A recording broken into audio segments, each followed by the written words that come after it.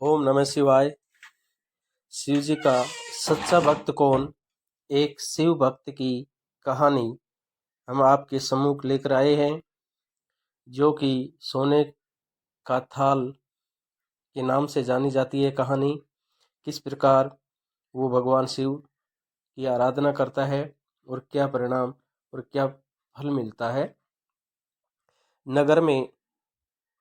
एक नगर में भगवान शिव का एक भव्य प्राचीन मंदिर था, जहाँ हर वर्ष दूर दूर से लाखों की संख्या में भक्तजन शिव जी के दर्शन के लिए आते थे। श्रावण मास का महीना था। दूर दूर से कावड़ लेकर भगवान शिव को जलाभिषेक करने आए हुए थे। मंदिर का परिसर भक्तों की भीड़ से अटा हुआ था। तभी अचानक आकाश में बिजलियां हुई और सोने का एक थाल उतरा। उसी के साथ एक भविष्यवाणी भी हुई कि जो भगवान शिव का सच्चा भक्त होगा और प्रेमी होगा, उसी को यह थाल मिलेगा।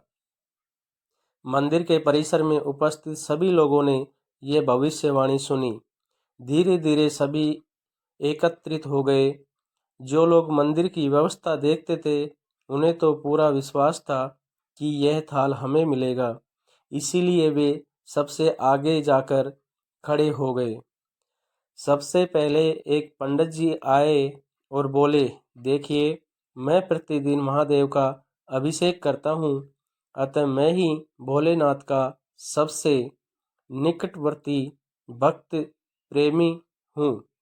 इसीलिए यह थाल मुझे मिलना चाहिए। इतना कहकर पंडित ने थाल उठाया।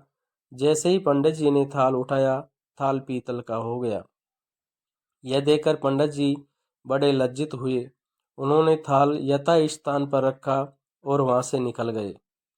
इसी प्रकार वहां उपस्थित सभी पंडितों ने अपने अपनी बारी के अनुसार खुद को आजमाया, लेकिन शायद उनमें से कोई भी भगवान शिव का सच्चा भक्त नहीं था।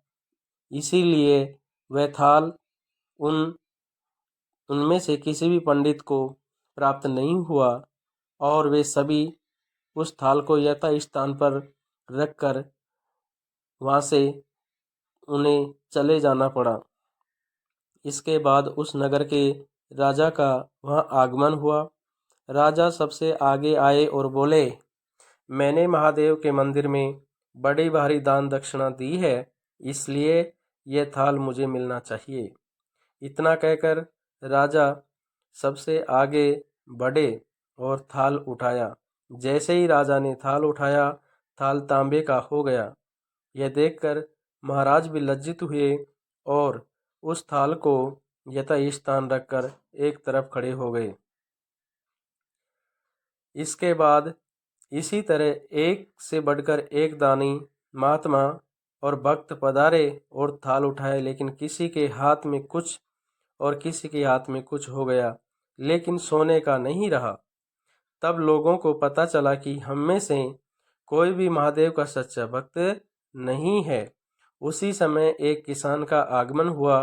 वो बेचारा महीनों बाद आज चातुर्मास के सोमवार के शुभ अवसर पर शिव जी के दर्शन करने आया था। गरीबी और गृहस्थी के बोझ तले दबा दिन रात खेतों में मेहनत मजदूरी करके अपना और अपने परिवार का गुजारा करता था। सभी रास्ते में खड़े थे। अभी रास्ते में आ ही रहा था कि कोई भिखारी उसे वहां मिल गया और कुछ खाने को मांगने लगा। इस किसान को दया आ गई। अपने खाने के लिए जो खाना लाया था, वो उसने उस भिखारी को दे दिया। थाल के बारे में इसने भी सुना, लेकिन इसने उस और कोई ध्यान नहीं दिया। सीधा मंदिर में गया और महादेव जी का पूजन करके बाहर आ गया। परिक्रमा करके जाने को हुआ, तभी पीछे से एक व्यक्ति बोला, भाई तुम भी थाल को उठाकर देख लो, हो सकता है तुम ही वे सच्चे भक्त हो जिसके लिए थाल आया है। किसान को लगा कि वह व्यक्ति उसका मजाक बना रहा है। किसान ने हंसते हुए कहा, भाई मैं तो कभी कोई पूजा पाठ भी नहीं करता, महीनों ने एक आध बार मंदिर आ पाता हूँ, मैं काय का सच्चा भक्त हूँ। वह अजनबी बोला, भाई हम तो देख चुके हैं, हमारी भक्ति तो 2 कौड़ी की भी नहीं है। अब तुम भी अपना हाथ लगा कर देख लो। सोने का थाल मिले न मिले, किंतु पता चल जाएगा कि तुम्हारी भक्ति में कितनी सच्चाई है। लोगों के बहुत आग्रह करने पर आखिर उस भोले भाले किसान ने जाकर थाल उठा ही लिया। जैसे ही उसने थाल उठाया, लोगों के आश्चर्य का ठिकाना नहीं रहा। सोने का थाल रोशनी से चमकने लगा। यह देख सब लोगों में खुशियों की लहर दौड़ पड़ी। सभी लोग उसके जयकारे लगाने लगे और पूछने लगे कि भाई, तुम ही सच्चे भक्त हो। अब हमें भी बता दो कि कैसी भक्ति और कैसे भक्ति को करनी चाहिए, जिससे महादेव तुमसे इतने प्रसन्न हैं। तो किसान बोला, भाई मैं कोई भक्ति नहीं करता, मैं केवल दिन भर खेतों में काम करता हूँ और रात और थोड़ा समय निकालकर जरूरतमंद लोगों की मदद करता हूँ। इसके अलावा मैं कोई विशेष कार्य नहीं करता। लोग पूछने लगे, तुम लोगों की मदद क्यों करते हो? हंसते हुए किसान ने बोला, सुकून, दूसरों के चेहरे पर मुस्कान देखकर मुझे जो आनंद और खुशी होती है, उसे मैं शब्दों में बयां नहीं कर सकता। शायद यही कारण है कि महादेव जी मुझसे खुश हैं। इसीलिए हमेशा याद रखें, सत्कर्म का आरंभ भी आनंद से होता है और अंत भी आनंददायक होता है। दुष्कर्म का आरंभ भी दुख से होता है और अंत भी दुखदायक होता है। अतः आप सैकड़ों मील की यात्रा करके भी दूसरों का दिल दुखाते हैं, तो आपकी वह तपस्या, साधना और महादेव का दर्शन धूल के बराबर है। इसीलिए किसी को बिना सताए और सच्चे मन से दूसरों की सहायता करनी चाहिए। इसी में ईश्वर प्रसन्न। जब महादेव जी माता पार्वती जी से कहते हैं कि पार्वती, चलो हम पृथ्वी लोक में हमारे भक्तों के दर्शन करके आते हैं, स्वयं भगवान शिव महादेव जी एक साधु का रूप धारण करते हैं और माता पार्वती जी एक साध्वी का रूप धारण करके पृथ्वी लोक के लिए चल देते हैं। मार्ग में चलते चलते एक बड़ा धनवान और अत्यधिक संपत्ति वाला व्यक्ति मिलता है, जिसके पास हजारों गायें थी, काफ़ी संपत्ति थी। भगवान शिव और पार्वती जी साधु और साध्वी वेश में उस व्यक्ति के पास जाकर उससे कहते हैं कि हमें 100 ग्राम दूध दे दो, हमें ठाकुर जी को स्नान कराना है। वो व्यक्ति 100 ग्राम दूध के लिए मना कर देता है कि आगे बढ़ो, मेरे पास आपके लिए 100 ग्राम दूध नहीं है। भगवान शिव और पार्वती जी वहाँ से आगे मार्ग पर चल देते हैं। पार्वती जी ने कहा कि ये कितना दुष्ट निर्लज्ज है कि इसके पास इतना सब कुछ होते हुए भी इसने ठाकुर जी के स्नान के लिए 100 ग्राम दूध नहीं दिया।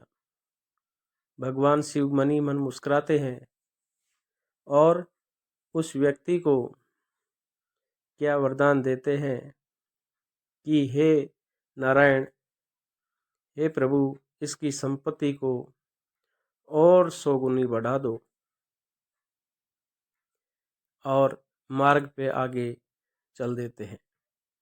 माता पार्वती को इनका ये वरदान थोड़ा अटपटा लगा। उनको ये समझ नहीं आया कि भोलेनाथ इस प्रकार का वरदान इस व्यक्ति को क्यों दे रहे हैं। उसने महादेव जी से इसे जानने की चेष्टा की, तो महादेव जी आगे बढ़ गए और कहते हैं कि पार्वती जी आगे चलिए, अभी हम, ये तो अभक्त है, आपको भक्त के दर्शन कराते हैं। आगे चलते हैं तो मार्ग में एक व्यक्ति मिलता है जिसके पास एक देसी गैया और उसके पास में उसकी एक माता है। गैया बहुत अल्प दूध देती है। भगवान शिव और पार्वती साधु और साध्वी के वेश में उस सज्जन पुरुष के पास पहुंचते हैं और उस सज्जन पुरुष से कहते हैं कि हमें 100 ग्राम दूध दे दो, हमें ठाकुर जी को स्नान कराना है। वह व्यक्ति बिना किसी विलंब किए, क्षण भर का भी विलंब नहीं करता है और ठाकुर जी को वो दूध ला करके सौंप देता है। ठाकुर जी बड़े प्रसन्न, भगवान शिव बड़े प्रसन्न होते हैं और आगे बढ़ते हैं और पार्वती जी से कहते हैं कि ये हमारे भक्त हैं और वो जो पहले मिला वो अभक्त है। इस भक्त को ठाकुर जी अर्थात भोलेनाथ जी क्या वरदान देते हैं, उसके लिए वो कहते हैं कि इसकी गैया और इसकी मैया दोनों को ले लो। प्रभु से ये प्रार्थना करते हैं, अर्थात ये भगवान इसकी गैया और मैया दोनों को आप उठा लो।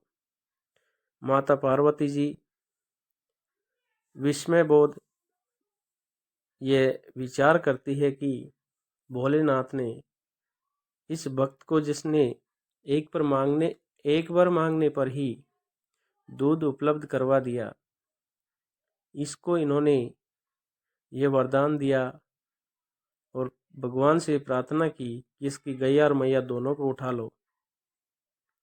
माता पार्वती की उत्सुकता बढ़ती गई और उन्होंने भगवान शिव जी को रास्ते में रोककर कहा, हे प्रभु, आपके दोनों वरदानों का मेरे को आश्चर्य समझ में नहीं आता, कृपया करके इन्हें विस्तार से मुझे बताइए। तो भगवान शिव कहते हैं कि मैंने पहले उस दुष्ट और दुर्जन व्यक्ति को यह आशीर्वाद दिया कि इसकी संपत्ति को भगवान 100 गुणी कर दो। वो इसलिए कि इसका इतनी कम संपत्ति में ही इसकी संपत्ति के प्रति इतना मोह है, तो जब 100 गुना संपत्ति हो जाएगी तो इसका मोह और बढ़ जाएगा और ये और गलत काम और गलत मार्ग पर चलेगा, जिसके कारण ये भगवान भक्ति से दूर होता चला जाएगा तथा ये अपने नरक के मार्ग को प्राप्त होगा। माता पार्वती जी कहती है कि वो जो दूसरा सज्जन भक्त था उसके लिए तो आपने ये प्रार्थना की है कि इसकी गैया और मैया दोनों को उठा लो, तो इसका क्या भाव है? भगवान शिव इस वरदान के संदर्भ में माता पार्वती जी से कहते हैं कि यह व्यक्ति भगवान के प्रति बहुत ही ज़्यादा विश्वास करता है, भक्ति करता है, परंतु इसकी भक्ति में इसकी गैया और इसकी मैया दोनों ही विरोध है। अर्थात इसकी गैया और इसकी मैया जो बुजुर्ग माता है, इसकी देखभाल में और इसकी गैया की देखभाल में इसका बहुत अधिक समय निकलता है, जिसके कारण ये भजन भक्ति पूरे समय नहीं कर पाता है। तो इसीलिए मैंने इस सज्जन भक्त को और अधिक भगवान भक्ति मिले, इसीलिए इसकी गैया और मैया दोनों को नारायण जी से प्रार्थना की है कि वो उठा ले, जिससे ये अकेला भक्त फिर बिना किसी समय के गंवाए भगवान की भक्ति में लीन रहेगा, जिससे इसका परलोक सुधरेगा और इस स्वर्ग के मार्ग पर जाएगा। तो इस प्रकार से हमें इस कहानी से ये शिक्षा मिलती है कि साधु वेश में कोई भी देव आत्मा हो सकती है, वो क्या आपको वरदान देती है, उसका क्या भाव होता है, ये मानव के समझ से परे होता है। इसीलिए सज्जन पुरुषों अर्थात साधु जनों की बातों का बुरा न मानना चाहिए और उनकी कही हुई बात को आशीर्वाद समझ के उनका आशीर्वाद ग्रहण करना चाहिए।